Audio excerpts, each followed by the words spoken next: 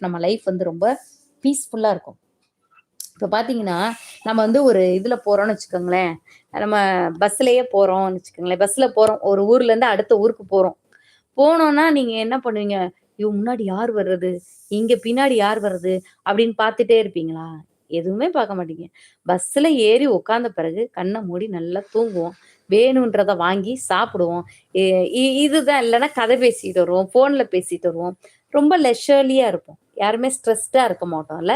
நம்ம பாட்டுக்கு காத்து வாங்கிட்டு வேடிக்கை பார்த்துட்டு இருப்போம். ஆனா முன்னாடி ஒருத்தர் உட்கார்ந்திருப்பார் பாருங்க ஒரு சீட்டுல காக்கி கலர் ட்ரெஸ் போட்டு. அவரு தான் என்ன பண்ணுவாரு? பின்னாடி என்ன வண்டி வருது? முன்னாடி எப்படி இருக்கு? எங்க பள்ளம் இருக்கு? எங்க மேடு இருக்கு?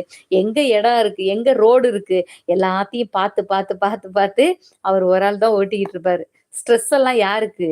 அவருக்கு தான். நமக்கு எதுவுமே இல்ல. Stress free life. நம்ம பாட்டுக்கு பஸ்ல போனாலும் சரி, ட்ரெயின்ல போனாலும் சரி, ஃப்ளைட்ல போனாலும் சரி, கப்பல்ல போனாலும் சரி, நம்ம ஏறி உட்காந்துட்டோம்னா நம்ம பாட்டுக்கு ஆராம்சமா போலாம் இல்ல?